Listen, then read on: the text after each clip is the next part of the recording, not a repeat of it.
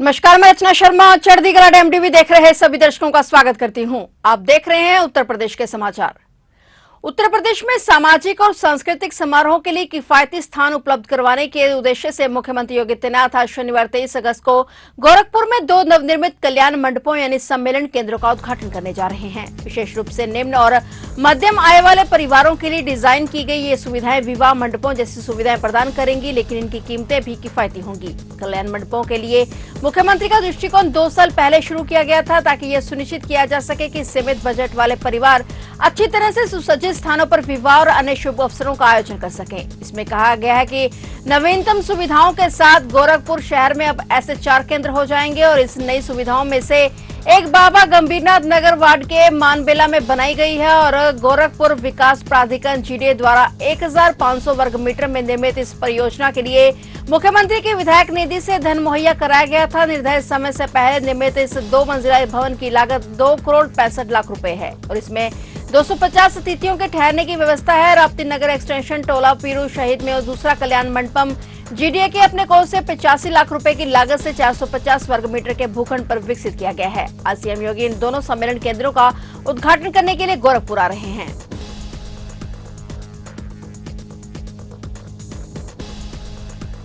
लड़कियों को बंधक बनाकर दुष्कर्म करने और उनसे देह व्यापार कराने वाले विजय ठाकुर और अवनीश यादव को पुलिस ने मुठभेड़ के बाद गिरफ्तार कर लिया है। दोनों के पैर में गोली लगी। मुठभेड़ के दौरान सिपाही अशोक कुमार भी सड़क पर गिरकर घायल हो गए। दोनों आरोपी और सिपाही को जिला अस्पताल में भर्ती कराया गया। मझौला के काशीराम नगर में गौशाला की आड़ में देह व्यापार का रैकेट चलाने वाली पिंकी और उसके सहयोगी लड़कियों की खरीद फरोख्त का धंधा भी कर रहे थे और पुलिस की जांच में सामने आया कि इस गिरोह ने पिछले 2 महीने में 2 लड़कियां बेच दी। हालांकि बेची की लड़कियों की संख्या ज्यादा भी हो सकती है। पुलिस की 5 टीमें आरोपियों की गिरफ्तारी और पीड़ित लड़कियों को बरामद करने में जुटी हैं। एसएसपी सतपाल अवंतिल के मुताबिक सीडब्ल्यूसी के अध्यक्ष अमित कौशल ने मझौला थाने में काशीराम नगर निवासी पिंकी, सचिन, विजय ठाकुर और अवनीश यादव के खिलाफ केस दर्ज कराया है। आरोपी 3 लड़कियों को बंधक बनाकर देह व्यापार करा रहे थे और इसके बाद से पुलिस आरोपियों की तलाश में जुटी हुई थी। पुलिस ने कार्रवाई करते हुए आरोपी विजय ठाकुर और अवनीश यादव को गिरफ्तार कर लिया है।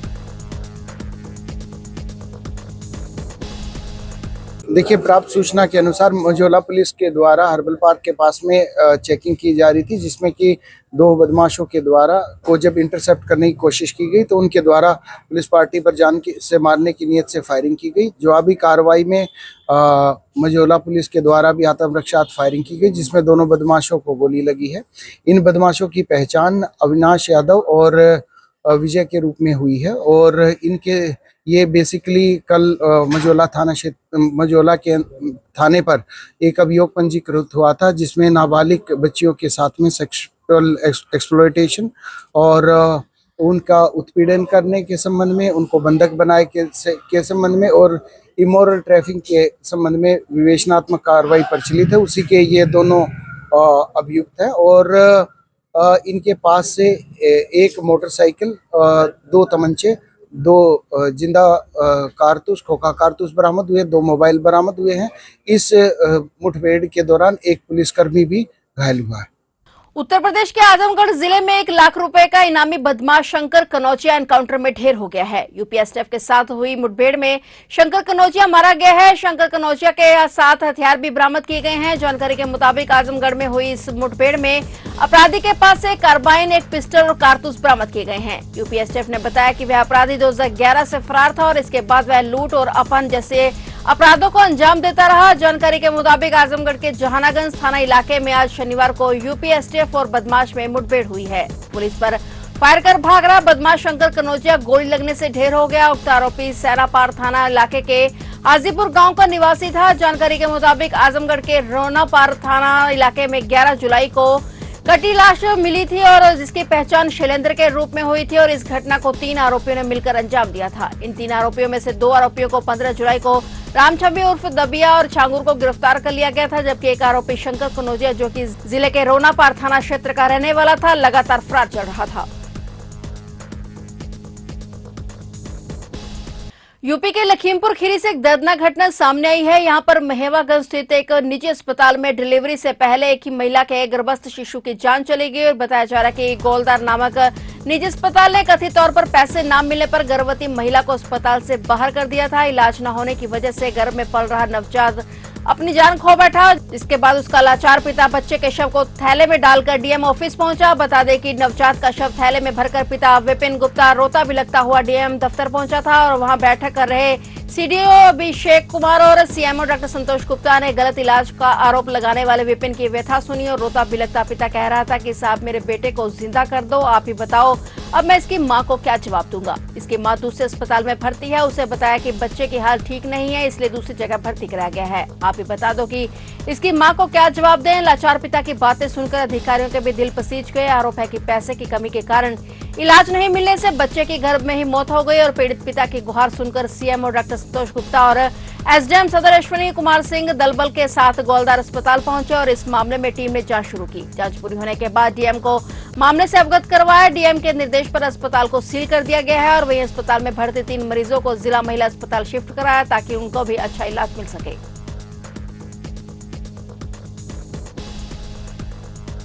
लगातार लावारिस कुत्तों का बढ़ता आतंक देखकर देश की सुप्रीम कोर्ट ने भी इस मुद्दे पर संज्ञान लिया है और इस आवारा कुत्तों को शेल्टर होम में भेजने का आदेश दिया है। लेकिन कानपुर शहर में इन दिनों लावारिस कुत्तों का खौफ है। रात तो छोड़ो, अब वह दिन में भी लोगों को अपना शिकार बना रहे हैं। ऐसा ही एक दिल दहला देने वाला मामला चकेरी थाना क्षेत्र के श्यामनगर में हुआ है। यहाँ लावारिस कुत्तों ने एक बीबीए की छात्रा वैष्णवी साहू पर हमला कर दिया और इस दौरान वैष्णवी के गले और नाक को बुरी तरह से काट दिया। चीख पुकार सुनकर मोहल्ले के लोग दौड़े और डंडा लेकर कुत्तों को भगाया और वैष्णवी के 17 टांके लगे हैं और निजी अस्पताल में वह 21 साल की छात्रा की हालत गंभीर बनी हुई है और हमले के बाद लड़की सदमे में है। वहीं परिजनों का आरोप है कि जब से सुप्रीम कोर्ट ने स्ट्रीट डॉग्स को शेल्टर हाउस में रखने की बात कही है तब से हमलों की घटनाएं भी बढ़ गई हैं और प्रशासन को अब ठोस कदम उठाने की जरूरत है।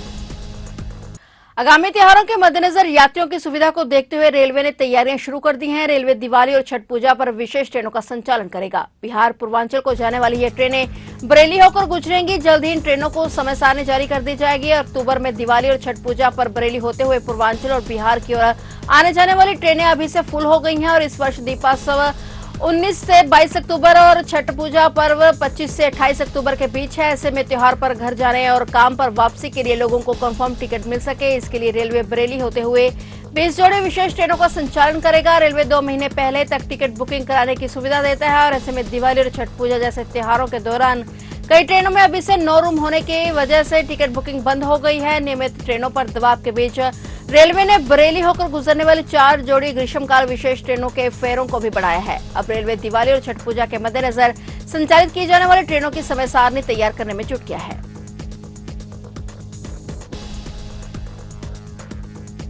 उत्तर प्रदेश में एक बार फिर से जमकर बादल बरसने वाले हैं। मानसून एक बार फिर से एक्टिव होने वाला है जिसकी वजह से कई इलाकों में जोरदार बारिश होगी और साथ में तेज हवाएं चलने की भी उम्मीद है। मौसम विभाग के मुताबिक प्रदेश में आने वाले 4 दिन कई जिलों में भारी बारिश और कई जिलों में हल्की से मध्यम बारिश लेकर आएंगे और साथ ही कई जिलों में बिजली गिरने की भी चेतावनी जारी की गई है। आज यानी 23 अगस्त को राज्य के कई हिस्सों में भारी वर्षा का येलो अलर्ट जारी किया गया है। मौसम विभाग ने गरज चमक वज्रपात और तेज हवाओं को लेकर अलर्ट जारी किया है। विभाग ने आज 38 जिलों में बारिश का येलो अलर्ट जारी किया है। वहीं 45 से ज्यादा जिलों में तेज आंधी बारिश और तूफान चलने की संभावना जताई गई है। वहीं मौसम विभाग ने लोगों को सतर्क रहने के लिए कहा है। बारिश का यह सिलसिला आने वाले दिनों में भी जारी रहने के आसार है।